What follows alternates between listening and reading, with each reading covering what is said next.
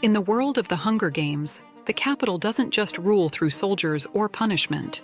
It also rules with monsters, creatures engineered in labs, twisted by science, and designed to obey without mercy. These abominations are known as mutts. They're some of the least discussed antagonists, and yet some of the most striking ones on screen. So today, I'm breaking down everything you need to know about the mutts in the Hunger Games. Mutts are genetically engineered beings, created from animals, plants, or even humans. They're not born, they're built. Living weapons, tools of control disguised as entertainment. Biological machines with one purpose: to serve the capital, spread fear, and crush any spark of rebellion. Some fly, others slither. Many hide in the shadows, armed with claws, fangs, or deadly venom. But none of them are natural. Each one was created to unleash chaos or eliminate enemies with surgical precision. To the people of Panem, mutts are more than myth. They're living nightmares.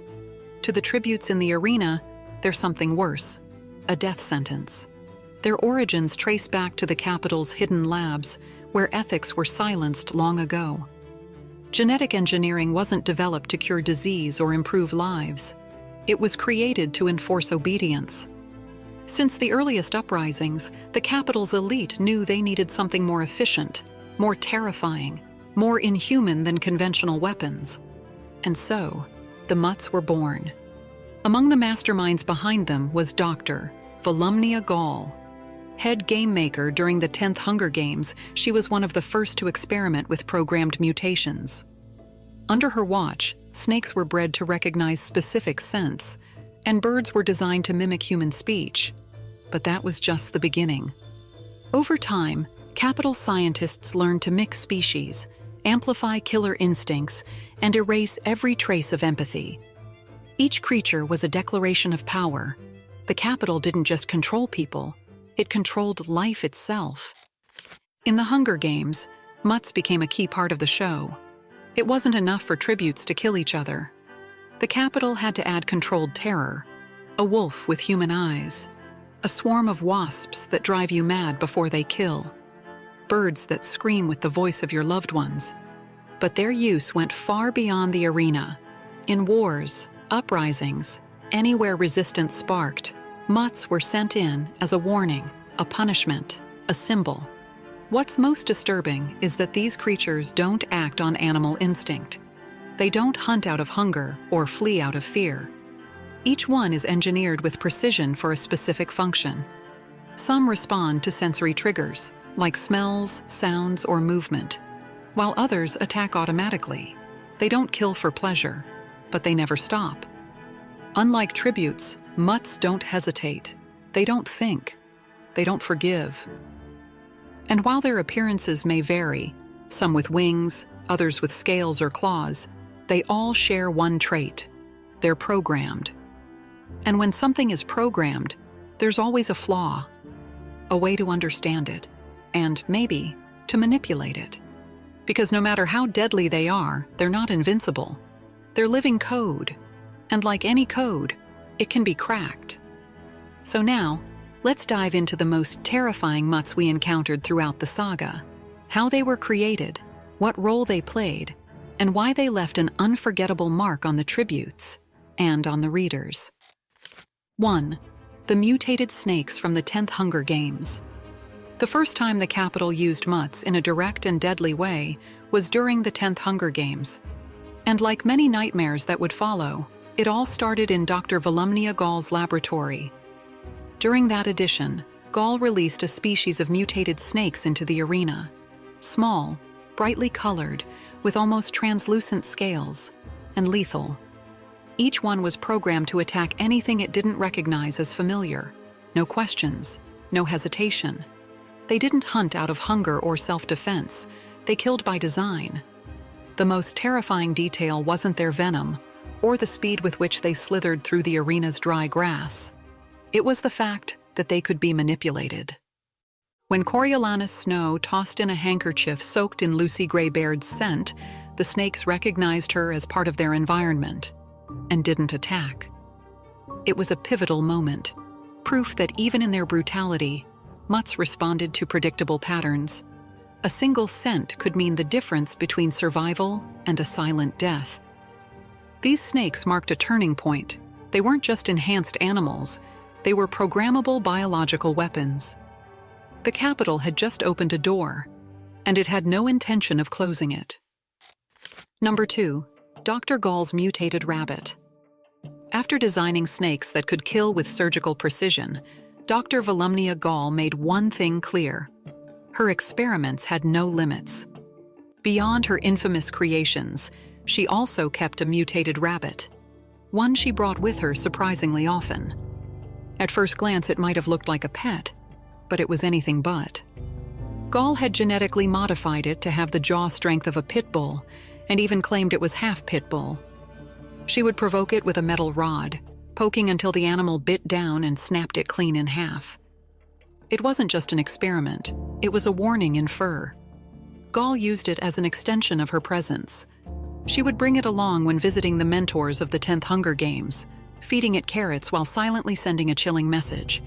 Even the smallest creature could become a weapon if it passed through her hands. 3. Jabberjays and the accidental creation of mockingjays. During the dark days, the Capitol engineered jabberjays, male birds created specifically to spy on rebels. They were capable of memorizing full human conversations and repeating them back to Capitol operatives. But once the districts figured out their purpose, they used them against the Capitol, feeding them false information to sow confusion. Realizing they had been outsmarted, the Capitol scrapped the project and left the jabberjays in the wild.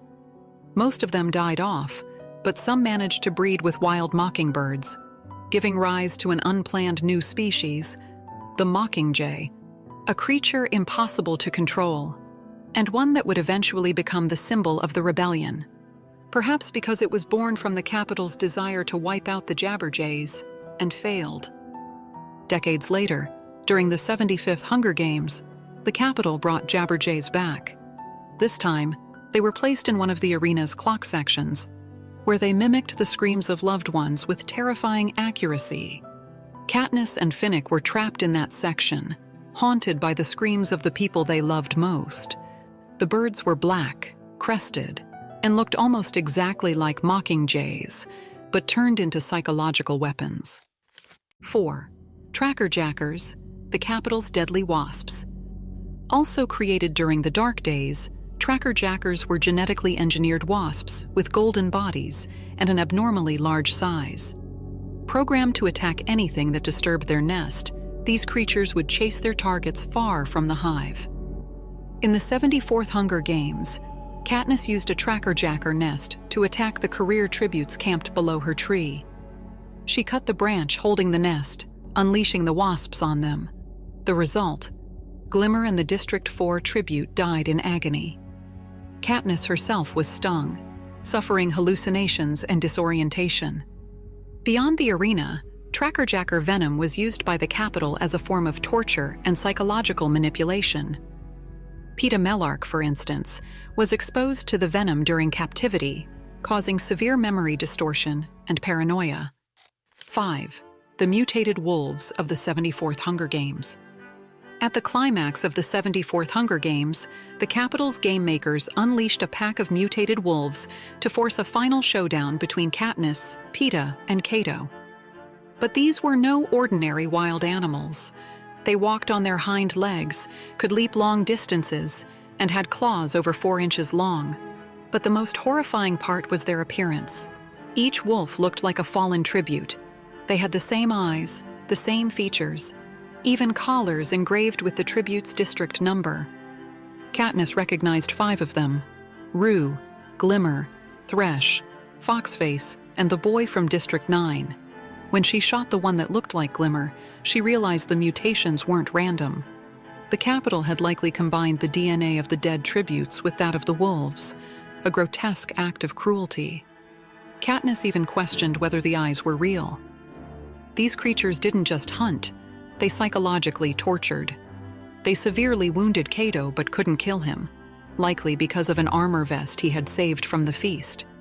Cato endured for hours, being torn apart alive while screaming in agony. His cries echoed through the arena all night, until Katniss ended his suffering with a final arrow. The mutated wolves served their purpose, to corral the tributes, inject fear, and end the games with a final, brutal twist. 6. The Mutated Monkeys of the 75th Hunger Games. During the 75th Hunger Games, the third quarter quell, the Capitol designed an arena shaped like a clock, where each zone triggered a new threat every hour. In the section representing 4 o'clock, tributes faced mutated monkeys, orange-furred creatures about half the size of an adult human, with razor-sharp fangs and claws that slid out like blades. These creatures were incredibly agile, able to climb trees and leap impressive distances. They attacked in coordinated packs, moving with lethal coordination. During one of these attacks, Katniss, Peeta, and Finnick were ambushed by the monkeys. When one nearly bit Peeta, the female tribute from District 6, known for her morphling addiction, threw herself in front of him, sacrificing her life to save his. 7. The Capitol's Mutated Lizards. During the final rebellion in Mockingjay, the Capitol unleashed mutated lizards to wipe out Squad 451 as they infiltrated the city's underground tunnels. These were human-reptile hybrids, roughly human-sized, with pale skin, sharp claws, and long tails. They moved on 2 or 4 legs and emitted a rose-like scent, a chilling echo of President Snow's signature fragrance. The lizard mutts were deadly and incredibly resilient, able to withstand multiple gunshots without stopping. They could track Katniss by her scent, and at one point even whispered her name, intensifying the psychological terror. During the ambush, several squad members, including Jackson, League One, Castor, Holmes, and Finnick O'Dare, were killed by the creatures. To stop them, Katniss activated the Hollow, a self-destruct device, repeating the command Nightlock 3 times. The resulting explosion wiped out the remaining mutts. 8. Mutated Butterflies. In the 50th Hunger Games, also known as the Second Quarter Quell, the Capitol introduced various mutations to increase the arena's danger and spectacle. Among them were mutated butterflies which, despite their delicate appearance, were lethally deceptive. These butterflies were genetically engineered with stingers that delivered electric shocks similar to a taser. Their stings caused intense pain and could be fatal, leaving no trace on the skin. Early in the games, Haymitch was attacked by these mutts, which chased him until he stumbled into a patch of gas-emitting plants. There, he lit a torch and burned most of the butterflies, his clothing shielding him from the flames. 9. Mutated Bats. These same games also featured mutated bats, lean, wiry creatures capable of twisting mid-air at impossible angles. Enormous in size, with translucent wings and razor-sharp talons, they used high-pitched screeches and low growls to stun their prey. These mutts were specifically deployed to sabotage the rebellion's plan from within the arena during the Second Quarter Quell. 10. Mutated Squirrels. Another standout mutation from the Second Quarter Quell was the golden-furred squirrels. At first glance, they looked harmless. Their glowing eyes almost gave them a cute appearance. But the illusion shattered once they moved. They bounced wildly from branch to branch, gnashing their long, blocky teeth with manic energy. During these games, the mutated squirrels killed Ampert, a tribute from District 3, devouring him alive. Strangely, they didn't attack Haymitch, who tried to chase them off. That wasn't random. The squirrels had been programmed to target Ampert specifically, as punishment for a rebellious act he and his father had committed. 11th. Mutated ladybugs. They looked like delicate crimson ladybugs, until they attacked.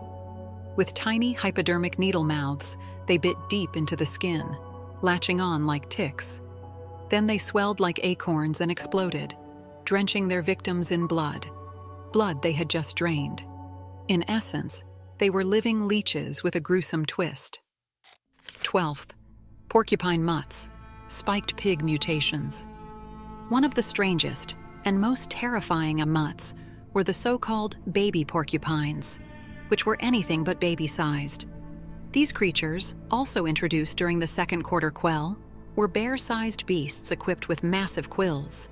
They could shoot these quills across long distances, and each one carried a lethal venom that killed within seconds. 13. Pink-winged mutated birds. One of the final mutt-caused deaths in the 50th Hunger Games was that of Maisily Donner, killed by a flock of mutated birds. These small, pink-feathered birds had long legs like cattail reeds and beaks sharp enough to pierce bone. They resembled waterfowl, but behaved like predators. They moved in flocks, screeching like harbingers of death. Like the squirrel mutts, these birds were programmed to target Maisily specifically, punishment for breaking a rule within the arena. One of them pierced her throat with its beak, killing her instantly. There were other mutts briefly mentioned in the saga, though never fully shown in action. Weasels that reportedly ate the faces of tributes, according to Haymitch, were used in a past games, though it's unclear which edition. Or the silver beetles that appeared in Wyrus's arena, swarming tributes and suffocating them by draining the oxygen from their lungs. Then there were the fox mutts, seemingly harmless creatures with bright orange fur, the exact hue of a sunset. According to Haymitch and Maisily, they seemed programmed only to steal food from tributes. In any case, each of these mutts, whether seen in action or just whispered about, is a reminder that in Panem, even nature can be turned into a weapon, and under the capital's control, even the tiniest creature can become a death sentence. Let me know in the comments what other topics you'd like to see covered on the channel, and remember, if you enjoy this type of video, the best way to support me is by leaving a like, subscribing, and turning on the notification bell. See you in the next video.